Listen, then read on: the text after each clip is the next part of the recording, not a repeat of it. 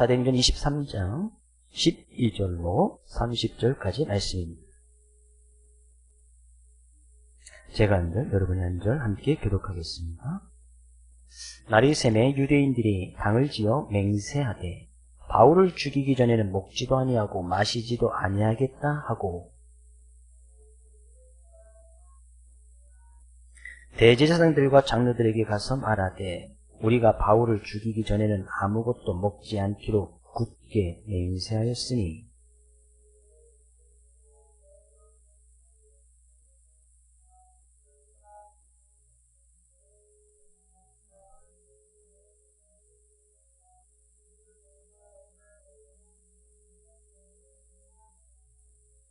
바울의 생질이 그들이 매복하여 있다 함을 듣고 와서 영내에 들어가 바울에게 알린지라.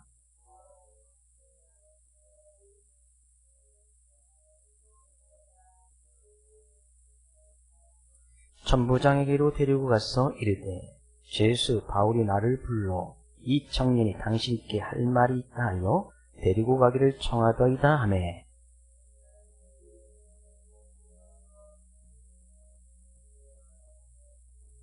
대답하되 유대인들이 공모하기를 그들이 바울에 대하여 더 자세한 것을 묻기 위함이라 하고 내일 그를 데리고 공회로 내려오기를 당신께 청하자 하였으니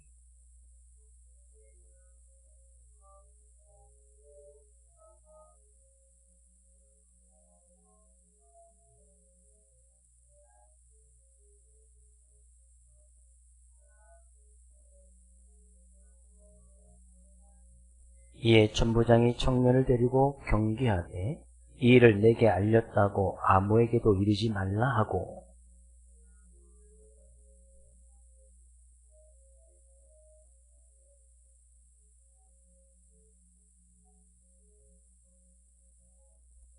또 바울을 태워 총독 벨리스에게로 무사히 보내기 위하여 짐승을 준비하라 명하니 글라우디오 루시아는 총독 벨리스 가깝게 문안하나이다.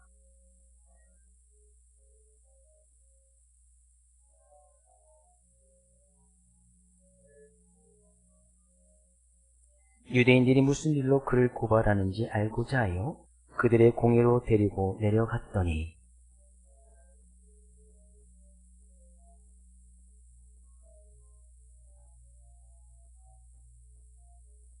함께요. 그러나 이 사람을 해하려는 관계가 있다고 누가 내게 알려주기로 곧 당신께로 보내며 또 고발하는 사람들도 당신 앞에서 그에 대하여 말하라 하였나이다 하였더라.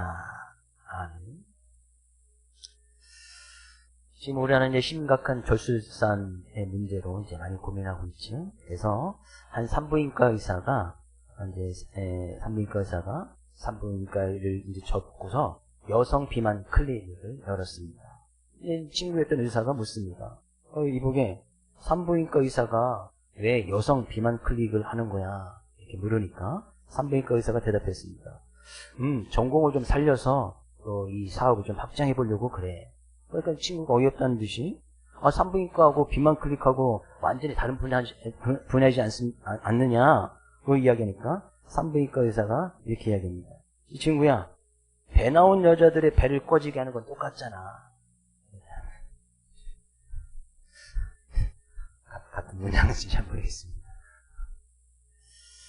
오늘도 말씀을 통해서 행여나 우리의 배가 우리의 욕심이나 우리의 제약된 모습이나 우리의 연약한 모습으로 이렇게 불러져 있다면 이 시간 말씀으로 채워지길, 그 속에 말씀으로 채워지길 원하고 말씀으로 해서 그 모든 것을 제거해버리며 그 말씀에 은혜가 되어질 수 있기를 주의 이름으로 축복을 드립니다.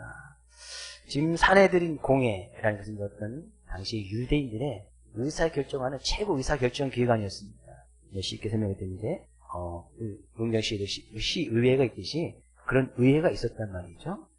근데 예루살렘에 이제 사내들인 공회가 모여서 바울을 이제 신문하는데 그 사내들인 공회는 이제 바리새파, 사두개인파, 정치적인 색깔과 신학적인 견해가 다른 거의 이제 두 부류가 있어서 바울을 그 사이에 놓고 서로 이제 바울을 서로 끌려가려고 하는 거예요.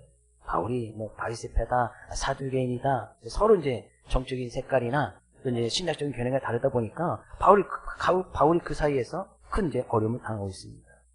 바울은 이 가운데서 예수님이 어떤 분인지 참된 죽은 자의 소망이시고 부활되신 예수님을 그들에게 이야기하고 싶고 변증하고 싶었지만 그들은 전혀 그 이야기를 듣지 않습니다. 그래서 당시에 예루살렘을 주관했던 로마 군인이었던 이제 천부장이 이 바울을 다시 이제 그 사람들 사이에서 뺏어다가 다시 로마군이 관할은 그 관할청에 다시 이제 데리고 들어가게 되어집니다.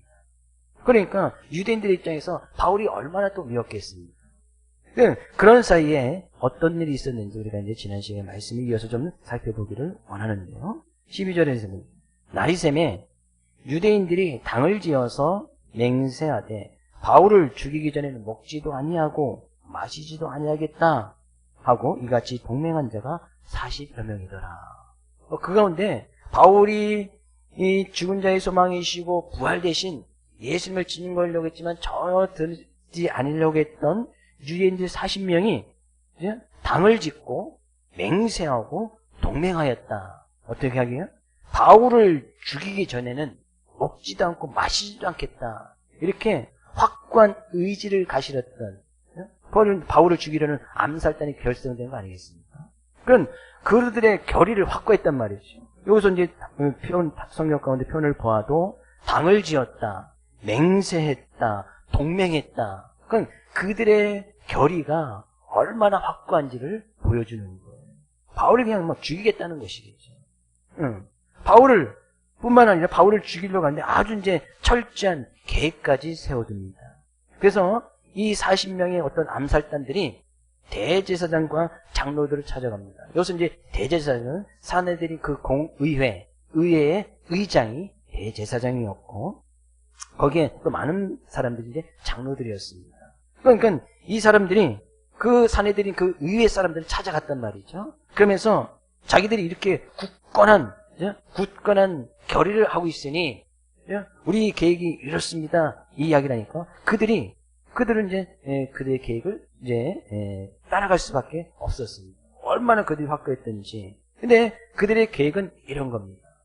당신들이 다시 바울이 영내에 있는 그 천부장을 찾아가서 우리 의회에서 다시 바울을 재신문해야 되니까 바울을 다시 의회에 출석시켜 주십시오. 이렇게 당신들이 요구를 하면 우리가 그 사이에 로마군이 관할하고 있던 그 관할청과 사내들이 그 의회 사이에 중간에 우리가 매복해 있다가 당신들에 대해서 이야기를 하면 그 사람들이 이제 바울을 의회에 출석시키게 되지만 우리가 그 사이에 숨었다가 바울을 암살하겠다라는 그런 아주 구체적인 계획이었습니다. 그렇다는 것은 만약에 이 바울이 공회에 출석을 하게 되어지면 같이 이제 바울 혼자만 의회에 출석하겠습니까? 로마군이 같이 바울을 호송할 텐데 그러면 그 로마군과 바울 암살하려고 하던 이 암살단에서 무력 다툼이 일어날 수밖에 없었겠죠. 그렇다는 것은 바울을 죽이기 위해서 먹지도 않겠다 마시지도 않겠다 뿐만 아니라 자기들의 목숨까지도 내어놓겠다는 그런 의미인 거예요. 로마군과 싸워서라도 바울을 그 사이에서 암살하겠다 그러는 거예요. 얼마나 굳건한 의지가 있는 것을 우리가 알 수가 있겠지. 그러니까 바울에 대해서 안 좋은 감정을 가지고 있고 적개심을 가지고 있던 대제사장이나 이 장로들도 흔쾌히 그 계획을 수립할 수밖에 없었던 거예요. 근데 그들의 계획이 결국에 성공으로 돌아갑니까? 우리 뭐 성경을 통해서 이렇게 알고 있지만 그 계획은 숲으로 돌아갑니다. 자신들이 아무리 계획을 잘 세우고 뜻을 잘 세웠지만 하나님께서는 바울을 그냥 그 상태 그대로 내버려 두시진 않지요. 그들의 계획이 왜 실패했는지 말해주고 있습니다. 16절 바울의 생질이 그들이 매복하여 있담을 듣고 와서 바울의 혈족이 처음 등장하는데 바울의 생질 근데 이 생질이 이 생질의 이름이 뭔지 나이는 무엇인지 무엇을 하는 사람인지 성경은 전혀 언급하거나 설명도 하지 않습니다. 분명히 아주 중요한 사건을 바울을 통해서 알게 했다면 그 사람이 누군지 최소한 이름 정도는 이야기도 됐을 텐데 왜? 성경에 가서 지금 천부장의 이름이나 뭐 총독의 이름은 성경에 지금 다 기록하고 있잖아요. 근데 생질의 이름은 기록하고 있지 않습니다. 그 생질이 우연치 않게 그들이 이야기하는 것을 듣게 되어지고, 이 생질이 바울에게 가서 이야기를 하고, 그러니까 바울이 그 이야기를 듣고 바울이 백부장에게 이야기를 합니다. 이 사람이 천부장에게 할 이야기가 있으니 이 사람을 좀 천부장에게 인도해 주십시오. 그러니까 이 천부장이 자신의 생질, 조카죠. 조카를 데리고 천부장에게 가게 되어집니다. 그 천부장에 가서 지금 바울을 죽이려고 하는 이런 계획이, 암살 계획이 있습니다. 그러니 내일 대제사장이나 장로들이 와서 이 바울을 다시 의회에 출석시켜 주십시오 라고 요구할 때 그곳에 가시면 안 됩니다. 라고 이렇게 이야기를 해줍니다. 그러니까 천부장이 이 바울의 생질이었던 이 청년에게 단단히 경고하면서 아무에게도 이야기하지 말라 이야기를 하고, 이 천부장이 백부장 둘을 부릅니다. 그리고 나서 그 백부장을 부르고 나서 23절 가서 보니까 백부장 둘을 불러 이르되 밤 제3시에 가이사랴까지 갈 보병 200명과 기병 70명과 창병 200명을 준비하라 하고, 당시에는 이스라엘 지역이 로마의 지배에 영향력을 받고 있었습니다. 로마의 지배력을 받고 있었고, 이스라엘 지역에서는 크게 이제 세 군데를 나눠서 총독이 이제 파견이 됩니다. 총독은 그 지역 전체를 총괄하고 또 이제 재판권까지 주어져 있는 사람이 바로 이 총독입니다.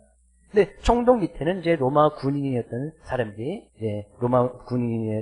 많이 있었고, 그 가운데서 이제 천부장은 100명의 부하가 있는 사람, 백부장은 100명의 부하가 있는 사람.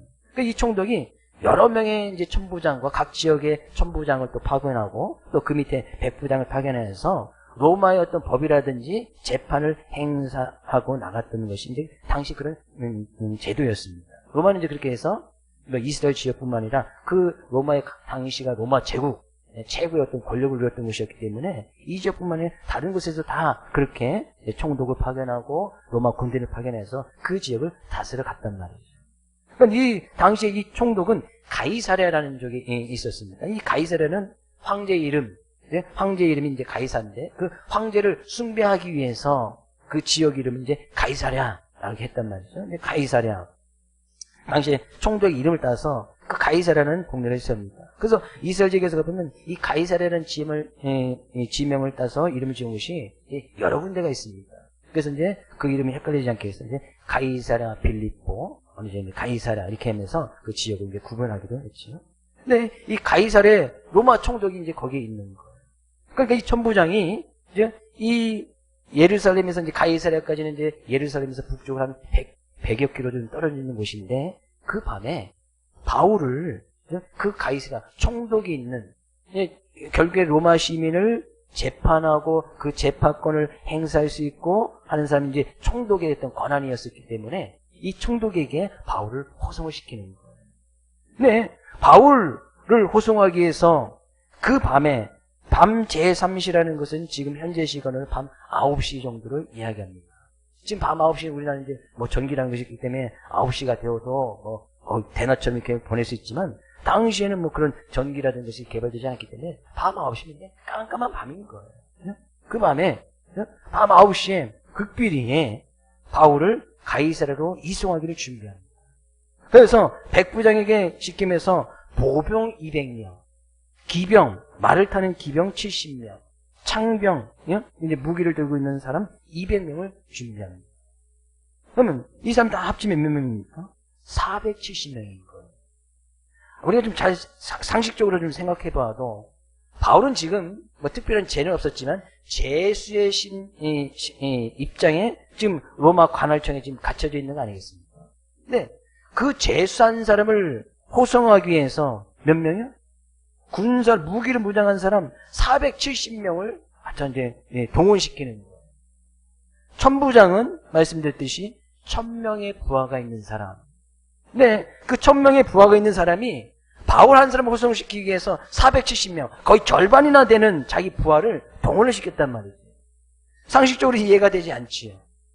죄수에 있는 그 한 사람을 호송시키기, 물론 바울을 죽이려고 했던 암살단이 40명이 있다라는 이야기를 듣지만, 뭐 40명이 있다고 해도 철저하게 뭐 어떤 무기나 전쟁의 기술이 갖춰 있었던 로마 군인 사람들이 그 40명과 싸운다는 한 40명, 50명, 많게는 뭐 100명 정도만 해도 그 암살단들과 싸워서 이기고 바울을 이송할 수 있었을 텐데, 뭐 470명이나 자기 부하의 절반이나 동원시켜서 바울을 가이사랴로 이동하게끔 했다. 그런 얘기. 예. 그러면서 이 천부장이 또 이제 뒷부분에서는 총독에게 이제 보고서, 그간에 있었던 일을 왜 이 사람을 가이사랴로 호송할 수밖에 없었는지 편지와 보고서를 써서 같이 이제 보내게 되어집니다. 그것이 바로 이제 오늘 본 말씀의 내용입니다. 우리 오늘 본 말씀에서 이제 생각해 봐야 될 것이 바로 이런 부분입니다. 우리가 이 말씀을 다시 한번 바울의 입장에서 좀 생각해 보기를 원합니다. 거의 이제 바울의 그 당시의 나이가 50대 중반, 그러면 당시에 이제 평균 수명이 50대 중반이었으니까 인생의 말년쯤 되었다라고 말씀을 드렸습니다. 인생의 말년쯤에 다뤄봤던 이 사람이 주님의 증인된 모습으로 살다가 억울하게 로마 관할청에 지금 갇혀져 있는 상태예요. 근데 이 로마 관할청에 있던 이 바울이 자기 자신을 가이사랴 로마 총독에게 이송해달라고 바울이 부탁을 했습니다. 바울이 전혀 부탁하지 않습니다. 바울이 천부장에게 구인을 좀 경호해서 자기를 좀 경호원으로 좀 붙여달라고 요청한 적이 있습니까? 그렇게 바울이 요청한다고 해서 470명이 되는 군인을 한 사람, 제수된 입장에 있는 그 한 사람을 경호하기 위해서 또 470명이나 군인을 동원해 줄 일도 없었다. 그런 얘기. 바울은 그 로마 관할청 그 어둡고 캄캄한 반에서 바울이 오로지 했던 일은 뭐예요? 바울은 그 가운데서 그 전날 밤 주님께서 주신 말씀 담대하라. 너는 로마에 가서도 내 증인이 되어야 될 것이다. 로마에서도 증언하여야 될 것이다.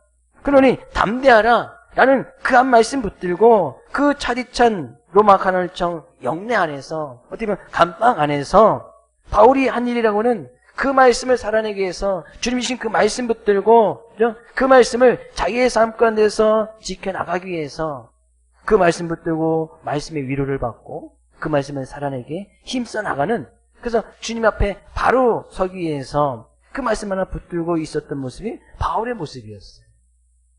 네, 그 바울이 그렇게 친히 하나님의 말씀 붙들고 그 말씀의 위로를 받고 그 말씀을 살아내고자 담대한 마음을 가지고 나갔을 때 그 모든 상황들은 하나님께서 지금 다 연출하고 계십니다. 왜 바울의 생질의 이름을 기록하고 있지 않는데 이유는 너무나 간단합니다. 물론 바울의 생질이 그런 암살단이 계획했던 것을 들어서 바울에게 알려주지만 바울의 생질의 이름을 기록하지 않았던 것은 그 모든 것을 준비하시고 계획하고 섭리하신 분이 바로 하나님인 것을 강조하고 나타내기 위함입니다. 그렇게 바울은 영내 안에서 말씀 붙들고 그 말씀을 살아내고 애쓸 때에 하나님께서 하시는 분을 보십시오. 그 암살단의 계획을 기가 막히게 바울이 알게끔 하고 천부장이 알게 하고 천부장이 그 밤에 470명의 군인을 동원해서 바울을 가이사랴가로 이동하는, 바울의 의도나 계획은 전혀 그런 의도도 없었고 그런 계획도 없었고, 마치 겉으로 보여지기에는 천부장이 그 모든 것을 주관하고 다스리는 것처럼 보여지지만 바울 한 사람을 위해서 주님께서 그 모든 상황을 아주 기가 막히게 연출하고 감독하고 계시더라. 그런 얘기. 우리는 그런 하나님의 은혜를 볼 수 있어야 합니다. 그래서 오늘 말씀의 제목이 바울을 위한 하나님의 연출이라고 한번 정해봤습니다. 그 바울이 그 가운데서 하나님께서 주신 그 말씀 붙들고 그 말씀을 살아내고자 힘써 나갔을 때 하나님께서 그 바울을 위해서 친히 그 모든 상황을 아주 기가 막히게 연출하고 계시는 거예요. 바울의 생각도 천부장의 생각과는 전혀 다른 모습으로 하나님께서 바울의 삶을 그렇게 인도하시더라. 그런 이야기예요. 영화의 한 장면 같지 않습니까? 엊그저께 청룡 영화상 그걸 갖다가 거기 시상식을 하는 거 봤는데 거기에 이제 최고의 이제 감독상이 박찬욱 감독 헤어질 결심이라는 전 그 영화를 보게 됐는데 박찬욱 감독도 워낙 유명한 감독이고 하니까 근데 그런 상황 속에서 아주 기가 막히게 영화를 이끌어가고 그것을 총 연출하는 사람이 감독 아닙니까? 하나님께서 바울의 삶을 그렇게 연출하시더라. 바울의 생각, 바울의 뜻은 전혀 그죠? 바울이 어떤 생각과 뜻을 가지고 있는지는 알 수 없지만 바울은 그 가운데서 그냥 하나님께 주신 그 말씀 하나 붙들고 살기를 힘써 나갔던 거예요. 담대하라 그랬으니 하나님께서 로마에서도 증언하게 될 것이다 라고 말씀해 줬으니 그냥 그 말씀 하나 붙들고 있는 거예요. 그랬더니 바울이 지금 그런 상황 속에서 누가 봐도 바울은 죄수의 입장이고 누가 봐도 가장 불쌍하고 연약한 것은 지금 바울 모습 아니겠어요? 많은 유대인들이 바울을 적대하고 있고 심지어 바울을 죽이려고 하는 40여 명의 암살단들이 있고 그렇죠? 로마의 어떤 군인 안에 속에서 철저히 갇혀져 있는 그런 모습. 이 상황 속에서는 바울이 가장 불쌍하고 연약한 모습이 있던 사람이 이 바울의 모습이었어요. 네, 그 모든 상황도 하나님의 계획하심과 하나님의 연출 속에 있더라. 그러네. 결국에 그 로마군의 철저한 경호와 보호 속에 바울이 로마까지 가는 거예요. 가장 안전하게 로마까지 가더라. 그러네. 하나님께서는 그렇게 그런 방법으로 아주 기가 막히게 그 어느 누구도 생각하지 못했던 방법으로 바울을 경호해 주시고 보호해 주시고 인도해 주시더라는 사실이에요. 그러면 우리는 바울의 그런 삶의 모습을 통해서 어떤 상황 속에서든지 우리가 처해져 있는 환경이나 어떤 상황 속에서도 그리스도인들의 삶의 자세가 어떠해야 되는지 분명히 일깨워주고 있습니다. 하나님 믿는 우리들의 삶의 모습 속에서는 늘 그 주님을 향한 우리의 마음과 우리의 심령이 어떤 상황 속에서도 그 하나님을 바라보고 의지할 수 있어야 한다는 사실이에요. 사람들은 하나님께서 이제 피조물로 지음을 받을 때에 다른 피조물과 달리 사람들에게 하나님의 형상을 닮을 수 있도록 하나님의 형상을 심어주셨습니다. 그렇다는 것은 사람들이 하나님부터 지음을 받을 때 그 하나님을 향한 마음이 있고 그 하나님을 늘 찾을 수밖에 없는 그런 심령을 허락해 주셨단 말이죠. 하나님의 형상을 닮았다는 것은 늘 그 하나님과 관계를 유지하면서 그 하나님을 찬양하고 그 하나님을 찾고 그 하나님을 늘 바라볼 수 있는 그런 영혼을 이렇게 불어 넣어주셨단 말이죠. 하나님의 형상을 닮을 수 있도록. 그래서 사람들이 하나님을 떠나서는 살 수 없게끔 하나님께서 그렇게 만들어 오셨어요. 근데 이 죄라는 것이 들어옴으로 해서 그 하나님의 형상을 잃어버립니다. 근데 하나님의 형상을 잃어버렸다고 해서 사람들이 그 하나님을 잃어버리고 했다고 해서 이 영적인 부분까지도 영혼까지도 사람들에게 없어지느냐? 아닙니다. 여전히 사람들은 그 하나님을 잃어버린 채 뭔가 영적인 것, 그대의 영혼이 뭔가 영혼을 추구하는 그런 마음을 가지고 있어요. 그래서 믿지 않는 사람들 잘 보면 뭔가 영적인 것을 이렇게 막 추구하려고 합니다. 뭔가 사람들의 모습 속에서 다른 짐승과 달리 뭔가 다른 거, 영적인 것이 있겠지. 막연하게 그렇게 생각을 가지고 있어요.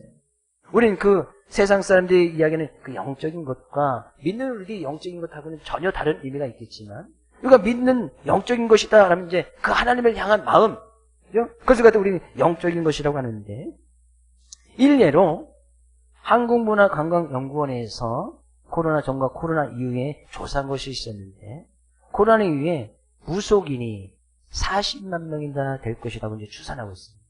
이건 한국문화관광연구원에서 조사를 하는 거예요. 우리나라에 무속인이 40만 명. 이 작은 나라에서 이렇게 많은 무속인들이 활동을 하고 무속업을 계속 유지하는 것도 신기하고, 그죠? 아직까지도 점점 무속인이 점점 많아진다는 것을 볼 때 사람들은 무언가 이제 신비로운 세계, 영적인 것을 추구하고 있다는 것을 알 수가 있습니다. 우리나라에 이제 기독교 믿는 이제 목회자들이 12만에서 15만 정도 이제 예상을 하는데, 무속인이 40만. 그게 목회자보다 2배, 3배 이상의 무속인들이 활동하고 있고, 그 무속업을 계속 유지하고 있어요. 망하지도 않아. 점점점 늘어나고 있어. 그래서 사람들은 뭔가 이렇게 하나님께서 그렇게 하나님의 형상을 닮을 수밖에 없는 영적인 존재로 지어놓으셨기 때문에 사람들이 뭔가 계속 뭔가 이것을 추구한단 말이죠. 뭔가 새로운 거, 뭔가 영적인 거. 근데요, 사람이 정말 이 영적인 것을 추구하는 사람들 갖다 이제 우리가 기독교 이제 영성이 있는 사람이다 이렇게 이야기를 하는데 그 영성이 있는 사람이 무엇인가라는 것을 우리가 본 말씀에서 분명히 알 수가 있어요. 과연 영성은 뭐예요? 뭔가 막연한 게 영적인 것이 있다. 세상 사람들 그런 사람들 영적인 것이다. 영성이라고 이야기를 하지만 영성이 있는 사람, 정말 영적인 것을 제대로 잘 추구하고 나가는 사람은 지금 차디찬 로마 관할청 영내에서 쉽게 말해서 이제 감방 안에서 그가 처해져 있는 그런 환경이나 여건 가운데서도 그 하나님께 주신 그 말씀 붙들고 그 말씀을 살아내기에 힘써 나갔던 이 바울이 영성 있는 사람, 영적인 사람인 거예요. 그러니까요, 저 사람 영성이 있다, 영적으로 뛰어나다라고 이야기하는 것은 그 사람이 처해져 있는 어떤 환경이나 여건 속에서도 말씀 하나 붙들고 그 말씀을 살아내기 위해서 부단히 노력하고 애쓰는 그 사람이 영적인 사람이고 영성 있는 사람이에요. 이제 무속인들 찾아가서 뭔가 그들 마치 신령한 것처럼 6개월 뒤, 1년 뒤, 2년 뒤에 뭔가 있는 것을 마치 예언해주고 가르쳐주면 영적이고 신령한 사람인 것처럼 제가 올겨울 예언해드릴게요. 물가 가지 마세요. 얼음이 얼어있는 거 가지 마세요. 네? 올겨울은 그렇게 춥지 않을 거니까 얼음 있는 데가 스키 뜨다 그러다가 맞을 수 있습니다. 눈 내리는 날 운전하지 마세요. 괜히 사고 나니까. 제가 다 예언해드렸습니다. 어디 가서 또 이제 목사님이 예언해줬다 이렇게 이야기하면 또 이제 큰일 나니까 그런 얘기는 하지 마시고 복비 5만 원씩만 내놓고 왔어요. 예언해드렸어요. 물가 가지 말고 눈 오는 날 운전하지 말고. 그렇죠? 좀 더 자세하게 해드릴까요? 자세하게 해드리면 이제 10만 원씩 내야 되니까 안 되고. 그런 거 이야기면 영적인 겁니까? 영성인, 그러니까 세상 사람들은 그런 것은 그냥 영적인 것이다. 영성이 있는 것이다. 신령한 것이다. 세상 사람들의 기준은 그래요. 근데 우리는 그 영적인 것이 무엇인지 분명히 알잖아요.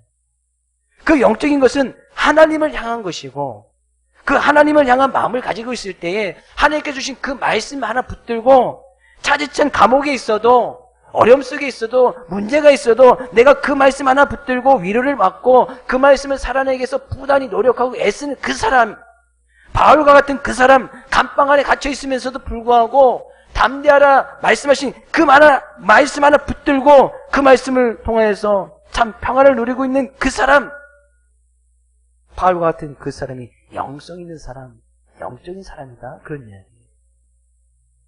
우리는 말씀 하나도 제대로 지키지 못하고 살아내지도 못하면서 뭔가 영적인 거, 신령한 거, 영성 있는 거, 무속인이 40만 명이 있다는 것은 여전히 하나님 믿는 사람 중에서도 그 무속인을 찾아가는 사람이 있다 없다?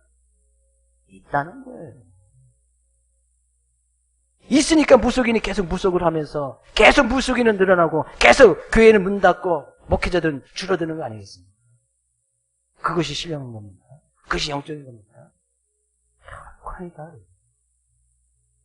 그렇게 차디찬 감방 속에서 힘들고 어려운 속에서 말씀 하나 붙들고 나갔을 때 하나님께서 그 바울을 위해서 연출하시는 감독하시는 그 모습을 보십시오. 암살단 있는 것을 바울이 딱 알게 하시더니 로마 군사 470명까지 동원해서 무사히 바울을 로마까지 딱 이송을 시켜주는 거예요. 얼마나 기가 막힌 거예요. 얼마나 멋진 인생 살아가는 거예요. 하나님께서 그 바울을 위해서 일하시더라. 그런 얘기예요. 그러니 이 바울은 자기가 지금 처해 상황 속에서 절망하거나 낙심하거나 낭망하거나 하나님이 어디 있느냐, 하나님 나와 함께 계신 것 같지 않다, 그렇게 낭망하고 낙심하는 것이 아니라 오히려 자기 자신을 주님이 주신 그 말씀 앞에서 주님 앞에서 바르게 추스리고 그 말씀을 통해서 위로를 받고 그 말씀을 통해서 참된 평안을 얻어가면서 하나님의 은혜를 받을 수 있는 그런 기회로 삶아 나가더라. 그런 날입니다. 우리가 앞으로도 살펴보겠지만 이 암살단들이 그 암살한 계획이 성공합니까? 실패하지 않습니까? 그들이 어떻게 결의했어요? 바울을 죽이기 전에 먹지도 않고 마시지도 않겠다. 그래서 실패했던 이 40명이 나중에 다 굶어 죽었습니까? 왜 바울을 죽이기 전에는 먹지도 않고 마시지도 않게 했으니까? 그들의 계획이 숲으로 들어갔으니까 그들은 먹지도 않고 마시지도 말아야지. 그래서 그 40명이 다 굶어 죽었습니까? 아니, 처음에는 그들이 계획한 것이 숲으로 들어가서 조금 자존심은 상했겠지만, 한 끼, 두 끼는 금식할 수 있었겠지만, 그 다음에 또 은근히 다시 또 먹고 마시면서 그들의 삶을 그냥 영위하면서 살아갔을 거예요. 인간들의 계획은 하나님의 계획하심 앞에 아무것도 아니더라. 우리가 계획하고 세우는 것들이 하나님께서 우리를 주관하시기 인자신 그 계약 앞에서는 그 하나님의 생각을 따라갈 수가 없다. 얼마나 멋진 인생 살아가는 거예요. 하나님께서 인도해주시던 그 바울 위에서 삶을 다 계획하시고 연출하시고 총 감독해 주셔서 바울을 잘 이끌어 가시는데 얼마나 멋진 인생. 또 뿐만 아니라 그 뒷부분에서 이 천부장이었던 26절에서는 천부장의 이름이 분명히 기록하고 있네요. 천부장의 이름이 글라우디오 루시아는 총독 벨리스 각하에게 원한한다. 그 지역을 총괄했던 이 총독에게 편지를 쓰고 편지를 쓴 것은 그간에 이런 일이 왜 있었는지 그 보고서를 써서 보냈단 말이죠. 천부장의 이름이 글라우디오 루시아였는데 이것은 뭐 같은 이름입니다. 같은 사람인데 근데 글라우디오는 이제 로마식 이름이고 루시아는 이제 이스라엘 지역을 다스리다 보니까 헬라식 이름이에요. 그러니까 글라우디오, 로마 사람들이 부를 때는 글라우디오, 헬라 사람이 부를 때는 이제 루시아 이렇게 불렀단 말이죠. 같은 사람입니다. 글라우디오, 루시아. 이 천부장이 이 총독에게 편지를 쓰는데 이렇게 편지를 씁니다. 27절. 이 사람이 유대인들에게 잡혀 죽게 된 것을 내가 로마 사람인 줄 들어 알고 군대를 거느리고 가서 구원하여다가 이것은 거짓이지요? 이것은 거짓이란 말이죠. 막 바울에 의해서 막 소동이 일어났는데 천부장이 그 이야기를 듣고 가서 보니 또 막 이제 한 사람 때문에 큰 이제 소동이 일어났단 말이에요. 큰 싸움이 일어났단 말이죠. 그래서 이제 이 천부장이 바울을 붙잡아다가 막 이제 신문하고 책 찍지라고 이제 신문합니다. 그때서야 바울이 이제 나 로마 사람입니다. 그러니까 그때서 이제 천부장이 안 거예요. 이 바울이 이제 천부장이 바울이 로마 시민인 것을 알고 가서 큰 싸움이 날 때 바울을 구해낸 것이 아니고 나중에서 알게 되었단 말이죠. 그래서 이 사실은 이제 거짓인 거예요.